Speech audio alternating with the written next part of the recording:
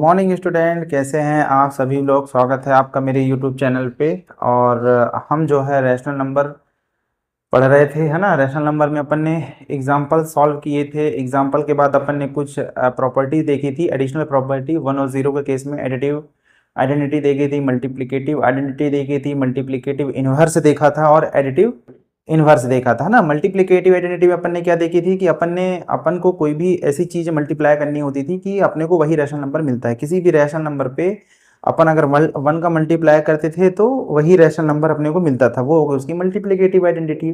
Additive identity में अपन ने क्या देखा था कि यदि अपन किसी भी रैशनल नंबर को में अगर 0 को प्लस करें, है ना, तो हमें वही रैशनल नंबर मिलता था। तो 0 क्या होगा, उसकी एडिटिव आइडेंटिटी हो गई। फिर अपन ने कुछ मल्टीप्लिकेटिव इनवर्स और एडिटिव इनवर्स देखे थे। एडिटिव इनवर्स में अपन ने क्या देखा था कि यदि किसी भी रैशनल नंबर में यदि अपन उसका इनवर्स करके अगर अपन प्लस करें, एडिटिव इनवर्स मतलब अगर प्लस करके उसका इनवर्स करें तो अपन क्या अपने को क्या मिलता था, 0 मिलता था।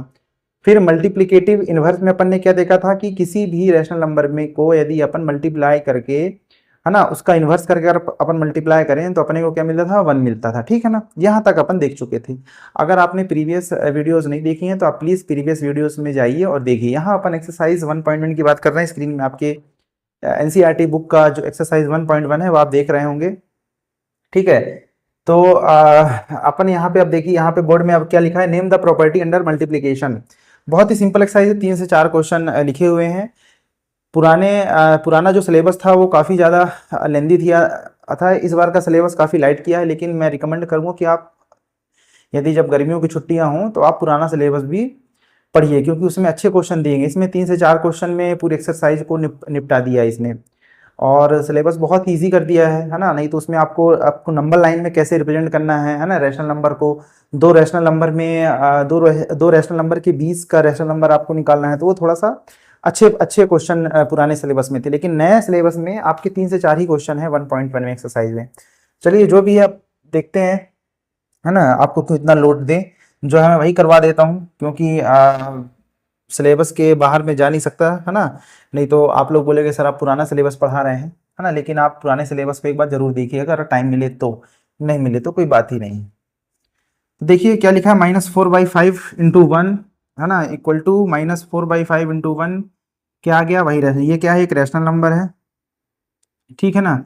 और ये रैशनल नंबर अपने को वही रिपीट हो गया, ठीक है। तो ये इसमें प्रॉपर्टी का अपने को सिर्फ नाम लिखना है कि कौन सी प्रॉपर्टी यूज हुई है।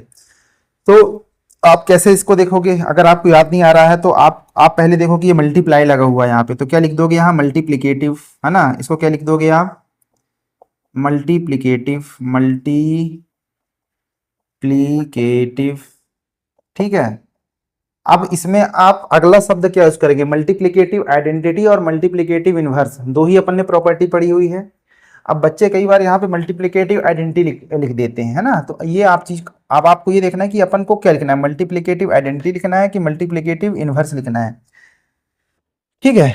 तो मल्टीप्लिकेटिव आइडेंटिटी अपन किसको बोलते थे, जैसे -4/5 है ना, और इसको अपन 1 से मल्टीप्लाई करते थे, अपने को वही नंबर मिलता था, ठीक है। तो क्या होता था, मल्टीप्लिकेटिव आइडेंटिटी हो जाती थी, ठीक है। मल्टीप्लिकेटिव इनवर्स किसको अपन बोलते थे कि -4/5 होता था, इसमें अपन इसको इन्वर्स करके लिखते थे, ठीक है। तो क्या होता था, 4/-4 होता था, है ना।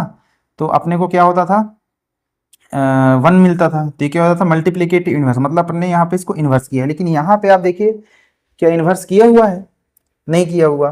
तो ये क्या हो जाएगा, इसकी प्रॉपर्टी का नाम क्या हो जाएगा, मल्टीप्लिकेटिव आइडेंटिटी, ठीक है ना। आइडेंटिटी मतलब वही नंबर आपको मिल रहा है, तो आइडेंटिटी हो गई मल्टीप्लिकेटिव मल्टीप्लिकेटिव, ठीक है ना। तो बहुत ही सिंपल है, आप सिर्फ देख के पता कर सकते हो। फिर इसमें आप देखिए मल्टीप्लिकेशन है ना, दोनों तरफ। तो यहाँ पे आप लिखिए मल्टीप्लिकेशन, क्या लिख दीजिए, मल्टी मल्टी मल्टीप्लिकेटिव मल्टीप्लिकेटिव, देखिए। अब मल्टीप्लिकेटिव अपन ने लिख दिया, लेकिन अपन यहाँ चीज देख रहे हैं कि यहाँ पे -3/7 है, यहाँ पे -2/7 है, यहाँ पे -2/7 है, यहाँ भी -3, मतलब इसमें इन्वर्स नहीं हुआ, ठीक है ना। तो मल्टीप्लिकेटिव इन्वर्स तो अपन लिख ही नहीं सकते। यहाँ पे मल्टीप्लिकेशन तो हुआ है, लेकिन क्या हुआ है, इनका जो है ऑर्डर को एक्सचेंज कर दिया गया है, ठीक है ना, ऑर्डर को एक्सचेंज कर दिया गया है, ठीक है ना। तो मल्टीप्लिकेटिव कम्युलेटिव प्रॉपर्टी अपन लिख सकते हैं ना, कम्यूटेटिव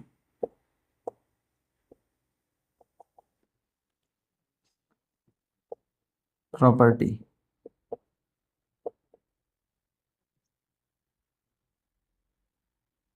ठीक है ना। फिर इसमें देखिए आप -19/29 एक रैशनल नंबर है। ठीक है ना, इसको इन्वर्स करके यहाँ पे मैं ले दिया, तो इसका मल्टीप्लिकेटिव फिर लिखेंगे, यहाँ पे क्या लिखेंगे, मल्टीप्लिकेटिव। इन्वर्स किया ना, उल्टा पुल्टा कर दिया, रेसिप्रोकल कर दिया, तो क्या हो जाएगा इस प्रॉपर्टी का नाम, मल्टीप्लिकेटिव इन्वर्स। अच्छा, यहाँ पे आपको सिर्फ 3 एग्जांपल मल्टीप्लिकेशन का दिया है। अगर यहाँ पे मैं प्लस कर देता या प्लस वाली प्रॉपर्टी देखती तो अपन क्या आता, एडिटिव एडिटी जाती, एडिटिव इनवर्स आ जाता। ठीक है ना। तो यहाँ पे मल्टीप्लिकेटिव दिया है, हो सकता है आपके एग्जाम में एडिटिव का आ जाए, है ना, तो आपको इसके लिए तैयार रहना है। एडिटिव आइडेंटिटी मैंने बताया था आपको क्या होता था। एडिटिव आइडेंटिटी कि कोई भी नंबर है, इसमें अपन ऐड करते हैं 0 को, तो अपने को वही एक नंबर मिलता है। ठीक है ना। तो आपसे ये भी प्रश्न पूछा जा सकता था कि आप इस प्रॉपर्टी का भी नाम लिखिए, किस प्रॉपर्टी का, -4/5 + 0। ठीक है ना, -4/5 + 0 = 0 + 4/5। ठीक है ना। और सॉरी, ये हो जाएगा, ये है ना, ये हो जाएगा माइनस। इस प्रॉपर्टी का नाम लिखिए, तो आप क्या बोलोगे, एडिटिव आइडेंटिटी। ठीक है ना, एडिटिव आइडेंटिटी आप यहाँ पे इस प्रॉपर्टी को लिख सकते थे। यदि आपसे ये पूछ लेता कि भाई ऐसा करके पूछ लेता कि ये बताइए कि ये किस प्रॉपर्टी का नाम है ना, -4/5 + 4/5,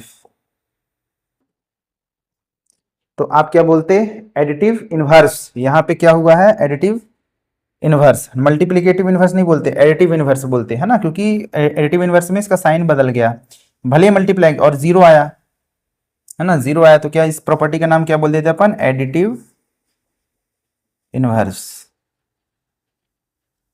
रैशनल नंबर है ना, इसका अपन अपोजिट साइन करके अपन ने दूसरा रैशनल नंबर लिखा, तो इसका क्या आ जाएगा, एडिटिव इनवर्स। तो ये भी प्रॉपर्टी आपको आनी चाहिए, अगर इस तरीके के प्रश्न आते हैं तो आपको बनना चाहिए। एक्सरसाइज तो आपको, एक्सरसाइज में बहुत ही सिंपल तरीके से लिखा हुआ है। फिर एक शायद एसोसिएटिव प्रॉपर्टी का भी इसने जिक्र किया हुआ है। लास्ट वाला प्रश्न आप देखिए, प्रश्न क्रमांक 2, लास्ट वाला क्वेश्चन आपके सामने है, आप इसे नोट कर लीजिए पहले तो। चलिए आगे देखते हैं क्वेश्चन नंबर 2। क्वेश्चन नंबर 2 में क्या लिखा हुआ है, ये लिखा हुआ है। अब आपको इसकी प्रॉपर्टी का नाम लिखना है। आप देख पा रहे होंगे इसमें ब्रैकेट को बदल दिया गया है, पहले यहाँ पे ब्रैकेट लगाया है, फिर इसके साथ इसका जोड़ा बना के ब्रैकेट लगाया है। तो जब अपन ब्रैकेट को अलग अलग जोड़े के साथ लिखते हैं, है ना, अगर कोई 3 नंबर है, ये 3 रैशनल नंबर है, 6 एक रैशनल नंबर है ना, ये नहीं बोलना कि ये सर होल नंबर है। अगर ये तीनों रैशनल नंबर हैं और रैशनल नंबर में ब्रैकेट की पोजीशन को अगर चेंज किया जाए तो इसमें कौन सी प्रॉपर्टीज होती है, सभी लोग बताइए कमेंट्स में। एसोसिएटिव, यह क्या होगी, एसोसिएटिव प्रॉपर्टी। ठीक है ना। तो क्वेश्चन नंबर 2 में ये आपकी एक्सरसाइज यहाँ पे खत्म होती हुई। इसमें बहुत ही कम प्रश्न लिए गए हैं, बहुत ही कम क्वेश्चन लिए गए हैं। अगर आपको और अच्छे लेवल के क्वेश्चन लगाने हैं तो एनसीईआरटी की एग्जाम्पलर बुक आती है, आप उसको तिवारी एकेडमी एक चैनल है, वहाँ से आप डाउनलोड कर सकते हैं। तिवारी एकेडमी पे आप जाइए, वहाँ पे एनसीईआरटी की एग्जाम्पलर बुक रखी है, अच्छे लेवल के क्वेश्चन है इसमें, तो बहुत ही सिंपल से क्वेश्चन दे रखे हैं, है ना। इसमें आपका शायद तक ब्रेन का उतना डेवलपमेंट ना हो पाए, आप अच्छे लेवल के क्वेश्चन ना लगा पाए। एनसीईआरटी एग्जाम्पलर बुक इसमें से आप डाउनलोड करके और वहाँ आप जो है उस प्रश्न को सॉल्व कर सकते हैं। और आपको अच्छे लेवल पे क्वेश्चन अगर सॉल्व ही करना है तो आप पुराने एडिशन उठाइए, है ना, वहाँ पे आपको अच्छे लेवल के क्वेश्चन मिलेंगे और नंबर ऑफ क्वेश्चन जो होंगे वो ज़्यादा मिलेंगे, है ना। तो ये आपकी एक्सरसाइज 1.1 खत्म होती हुई।